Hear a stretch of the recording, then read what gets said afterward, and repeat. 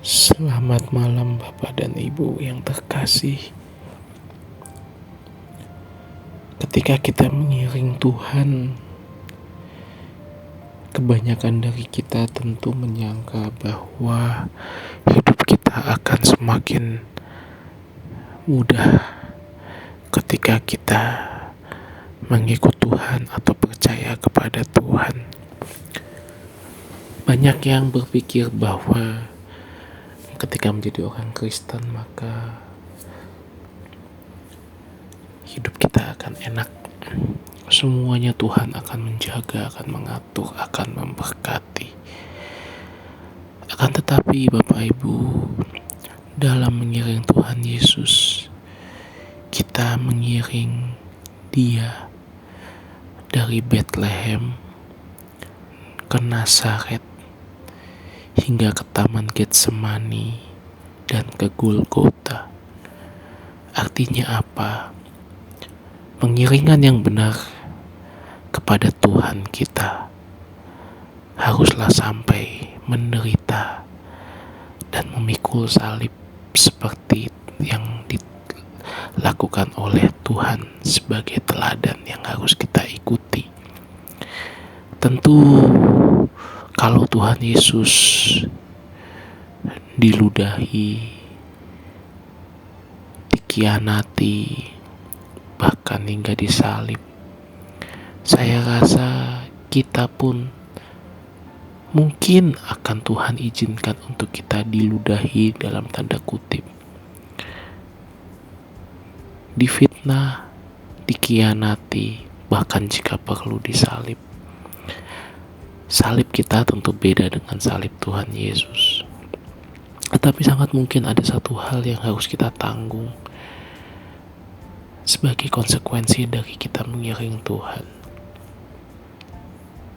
Ayat Alkitab jelas berkata bahwa barang siapa mau mengikut Tuhan Yesus, dia harus menyangkal diri dan memikul salibnya, nyanya kecil, salib kita masing-masing.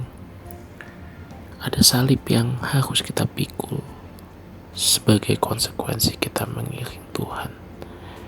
Oleh karena itu, jangan menyangka bahwa mengiring Tuhan maka hidup kita pasti enak. Belum tentu. Jika kita sungguh-sungguh mengiring Tuhan, suatu saat kita akan merasakan beratnya salib yang harus kita pikul. Merasakan bagaimana orang-orang mengerumuni Tuhan Yesus kemudian menyampaikan tuduhan yang tidak berdasar dan lain sebagainya, bahkan dikhianati oleh orang terdekat. Bisa jadi Bapak Ibu. Tetapi jika kita percaya kepada Tuhan dan memiliki komitmen yang sungguh-sungguh dalam mengiring Tuhan, kita akan bisa mengerti, oh, ini salib yang harus aku pikul. Oh, ini bagian yang harus aku lalui. Ini penderitaan yang harus aku terima. Bukan menderita karena berbuat jahat, tetapi kita diberikan karunia untuk ikut menderita bersama-sama dengan Tuhan. Menderita karena berbuat baik, menderita karena kebenaran, menderita karena kita tahu Tuhan sudah memberikan teladan kepada kita. Mari kita merenungkan hal ini. Saya tidak tahu penderitaan apa yang sedang masing-masing dari kita alami, tetapi percayalah bahwa jika kita hidup benar, penderitaan itu akan jadi suatu sukacita.